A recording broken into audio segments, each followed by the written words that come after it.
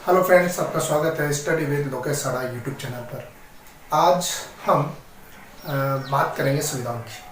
संविधान जिसके अंतर्गत हम पढ़ रहे थे आपके फंडामेंटल राइट्स, मूल अधिकार। मूल अधिकार में हमारा समानता का अधिकार कंप्लीट हो चुका था और उस समय समानता के अधिकार में हमने एक एक आर्टिकल्स को डीपली डिस्कस किया था।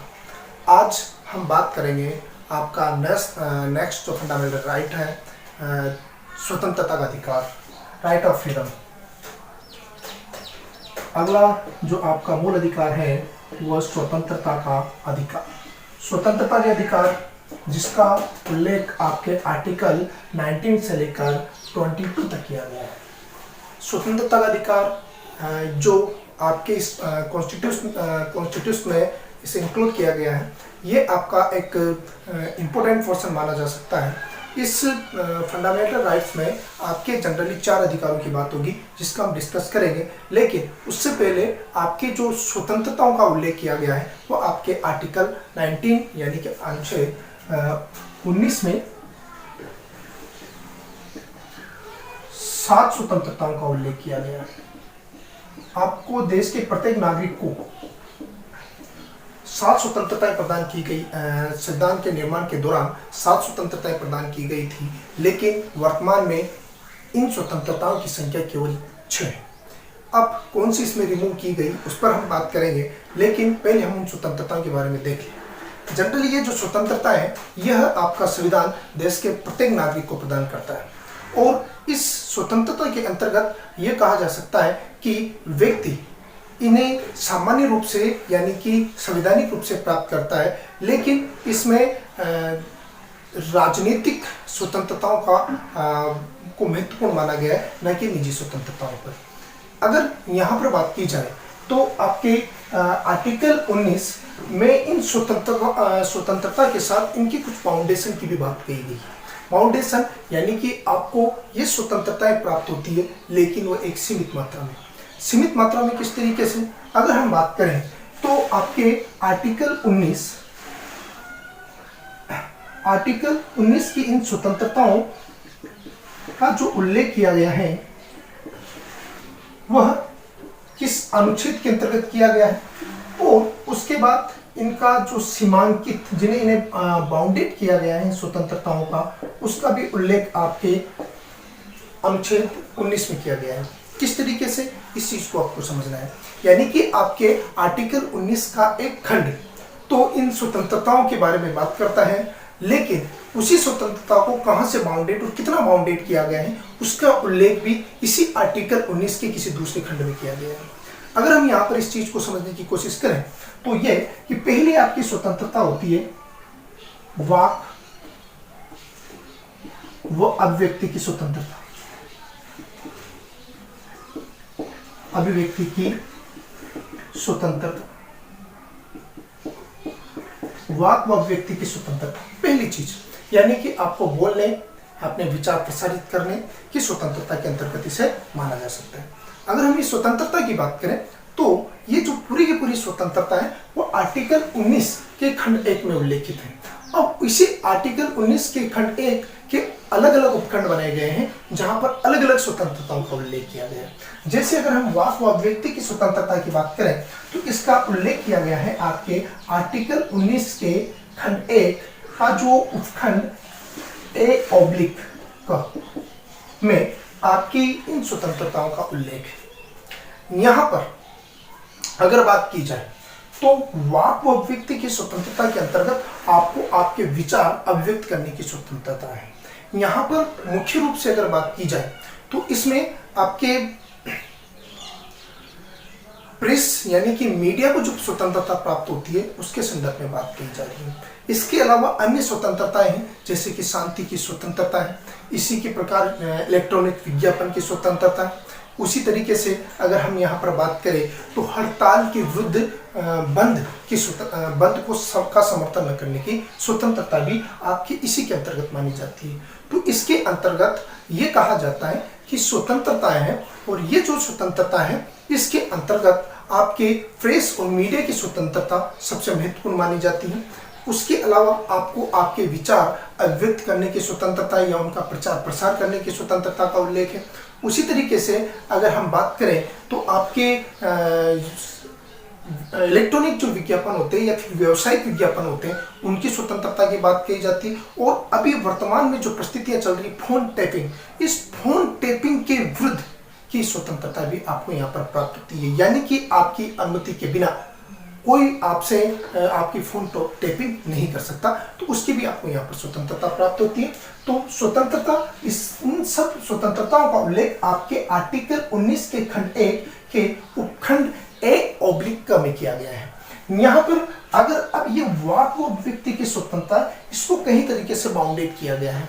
आप किसी भी व्यक्ति के बारे में इस प्रकार के विचार का प्रचार प्रसार नहीं कर सकते कि सामने वाले की मानहानि या स्वाभिमान को चोट पहुंचे, या फिर उसको मानसिक प्रताड़ना झेलनी पड़े, या फिर आपके द्वारा कही गई बात राष्ट्रीय सुरक्षा या राष्ट्रीय संप्रभुता के लिए खतरा हो। तो ऐसी स्वतंत्रताओं को यहाँ पर बाउंडेड किया गया है और इनका उल्लेख आपके किया गया है आर्टिकल 19 के खंड 2।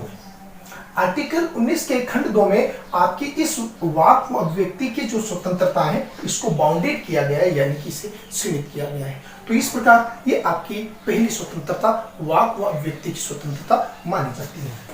दूसरी स्वतंत्रता पर अगर हम बात करें तो यहाँ पर दूसरी स्वतंत्रता के अंतर्गत जो बात कही गई है वो कही गई है आपके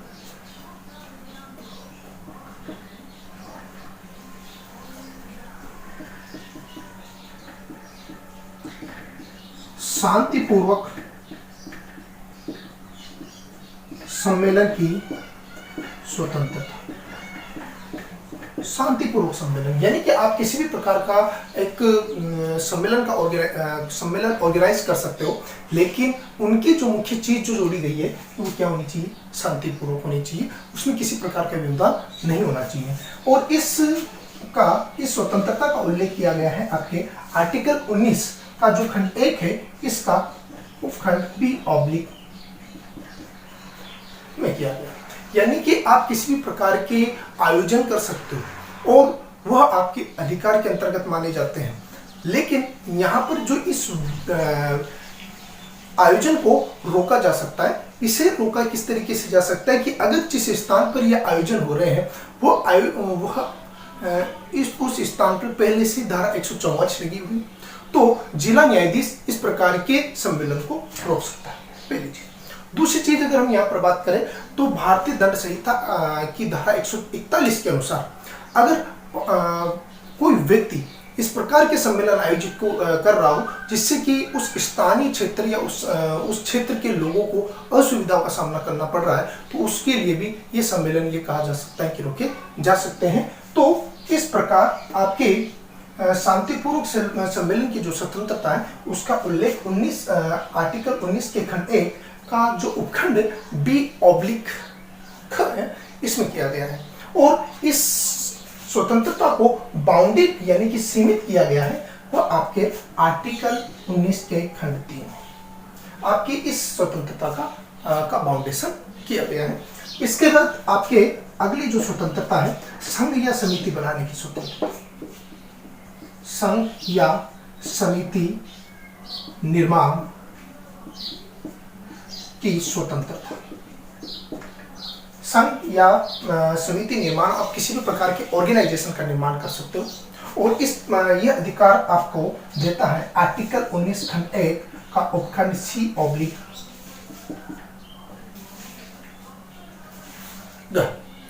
यहां पर अगर हम बात करें तो आप किसी भी प्रकार के ऑर्गेनाइजेशन का या राजनीतिक दल का या सहकारी समिति का या क्लब या किसी भी प्रकार के एक संघ या समिति का निर्माण कर सकते हो और यहाँ तक कि निर्माण करके उस समिति का संचालन भी कर सकते हो, आपको रोकने वाला कोई नहीं है। लेकिन वह समिति इस प्रकार की ना हो कि वह देश की राष्ट्रीय सुरक्षा या संप्रभुता के लिए खतरा हो, भारतीय संविधान के लिए खतरा हो। इस प्रकार की समितियां संघ को बनाने को रोका जा सकता है, या फिर ऐसा संघ या समिति न हो जो भारत की सामाजिक जो व्यवस्था है इस सामाजिक व्यवस्था को तोड़ने का काम करे। इस प्रकार की समितियों को बनाने से रोकने का भी आपके इस आर्टिकल में उल्लेख किया गया है और वह बताया गया है आपके आर्टिकल 19 के खंड 4 कि आप समितियां बना सकते हो, लेकिन वो समितियां इस प्रकार की न हो जो देश की राष्ट्रीय सुरक्षा संपूर्णता के लिए खतरा हो या भारतीय सामाजिक जो व्यवस्था है इस सामाजिक व्यवस्था के विरोध में हो। ऐसी समितियों के निर्माण को रोका जा सकता है। तो यहाँ पर आपके आर्टिकल 3 की में इस तरह की स्वतंत्रता है और वह है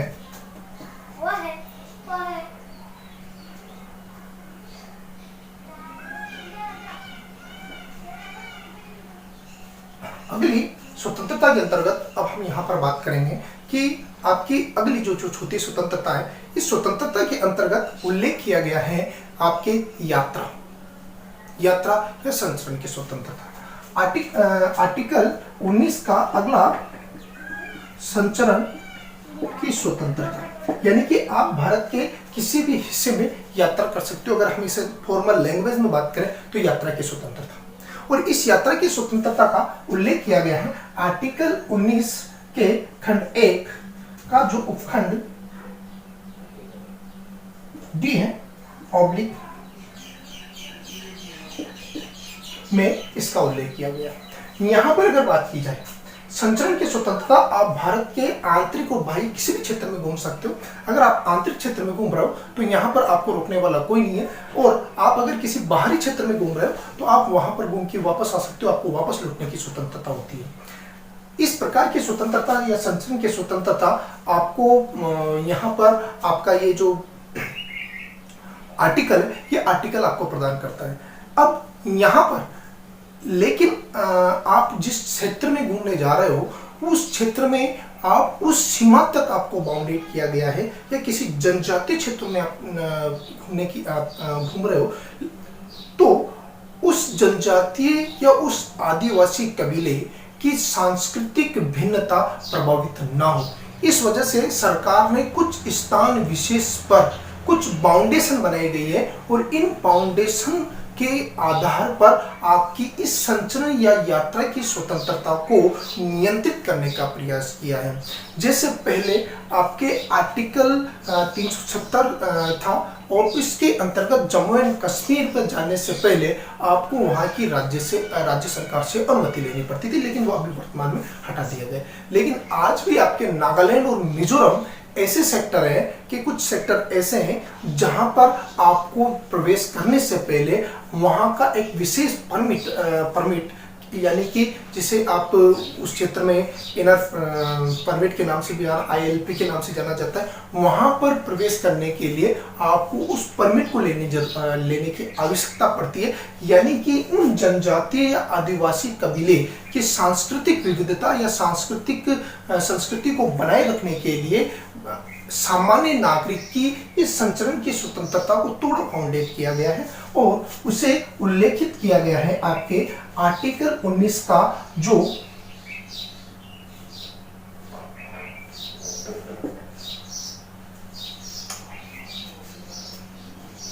खंड 5 में। यहां पर अगर हम बात करें तो इसके अंतर्गत आपके संचरण की स्वतंत्रता का उल्लेख किया गया है आर्टिकल 19 के खंड 1 के उपखंड D/ख में किया गया है, लेकिन इसे फिर बाउंडेड किया गया है आपके आर्टिकल 19 के खंड 5 में। यहाँ पर आपको यात्रा की या संचरण की तो स्वतंत्रता है, लेकिन कुछ जनजातीय क्षेत्रों की संस्कृति को सुरक्षित बनाए रखने के लिए इसे कुछ किसी तरीके से बाउंडेड किया गया है।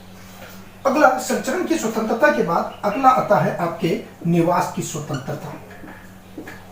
निवास की स्वतंत्रता, आप भारत के किसी भी हिस्से में निवास कर सकते हो। स्थायी या अस्थायी रूप से आपको निवास करना है, आप वहां पर निवास कर सकते हो, और वहां का जो राशन कार्ड पे आप अपना नाम लिखवा सकते हो, यानी कि आप उस क्षेत्र विशेष के निवासी बन सकते हो। इस चीज का उल्लेख किया गया है आपके आर्टिकल 19 के खंड 1 के /E में किया गया। चलिए इसका उल्लेख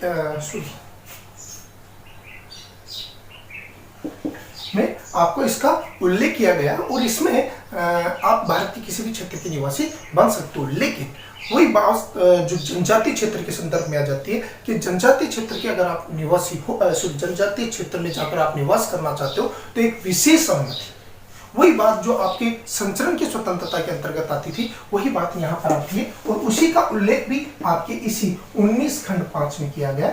19 खंड 5 में आपको वही चीज जो संचरण की स्वतंत्रता के संदर्भ में है कि जनजातीय या आदिवासी कबीलों की संस्कृति को सुरक्षित रखने के लिए संचरण की स्वतंत्रता और निवास की स्वतंत्रता को बाउंडेड किया गया है, जिसका उल्लेख आपके आर्टिकल 19 का खंड 5 माना जाता है। उसके बाद आपके आर्टिकल 6 की अगर हम बात करें तो आर्टिकल 6 ये आपके संविधान के निर्माण के समय जोड़ा गया था और वर्तमान में इसका अस्तित्व नहीं है, और यह था आपका संपत्ति की स्वतंत्रता।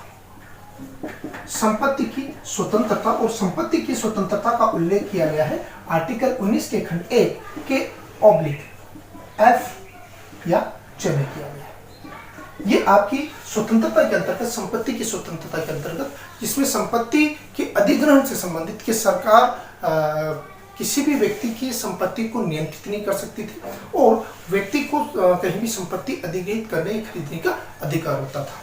लेकिन बाद में ये कहा जाता है कि संपत्ति की इस स्वतंत्रता को बाउंडेड करने के लिए आपके आर्टिकल 19 खंड 6 में इसका उल्लेख किया गया था कि कुछ सीमाएं इसकी निर्धारित की गई थी संपत्ति की स्वतंत्रता की। लेकिन बाद में आपके कॉन्स्टिट्यूशनल अमेंडमेंट 44 आता है और इसके द्वारा ये कहा जाता है कि इस संपत्ति की स्वतंत्रता को आपके इन आर्टिकल 19 से रिमूव कर दिया गया और इसे आर्टिकल 300 में डाल दिया गया। यहाँ पर अगर हम बात करें तो आपका 44 जो कॉन्स्टिट्यूशनल अमेंडमेंट जो 1978 को आया था, और इस कॉन्स्टिट्यूशनल अमेंडमेंट के द्वारा आपके जो संपत्ति की स्वतंत्रता थी, या फिर अगर हम बात करें आपका जो आर्टिकल 19 का खंड 1 उपखंड F ऑब्लिक जो च था उसे क्या कर दिया गया, रिमूव कर दिया गया, और अब ये वर्तमान में आर्टिकल 300 में सम्मिलित है।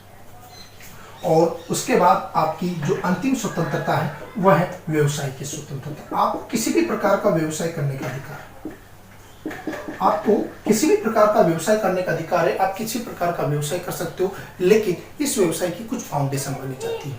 ये कहा जाता है कि ये व्यापार एक तो आपके कॉन्स्टिट्यूशनल यानी कि संविधान के अनुसार एक वैध तरीका हो और उसमें सामाजिक नैतिकता भी होनी चाहिए। यहाँ पर अगर भेद हो और उसके अलावा ये कहा जाता है कि इसमें सामाजिक नैतिकता भी होनी चाहिए। अगर हम यहाँ पर बात करें तो व्यवसाय की स्वतंत्रता का उल्लेख आपके आर्टिकल 19 के खंड G ऑब्लिक 6 में किया गया था, और इस व्यवसाय की स्वतंत्रता को बाउंडेड किया गया है आपके आर्टिकल 19 के खंड 6 में। यानी कि ये अब आपका इसका अस्तित्व नहीं है, इस वजह से अब इसका उल्लेख आर्टिकल 19 खंड 6 में किया गया है। तो इस प्रकार ये आपका आर्टिकल 19 था, और ये आर्टिकल 19 की जो ये 7 स्वतंत्रताएं हैं, इन 7 स्वतंत्रताओं का उल्लेख इसमें किया गया है। नेक्स्ट क्लास में हम आर्टिकल 20 की बात करेंगे और उसमें आपकी जो अगला जो स्वतंत्रता अधिकार है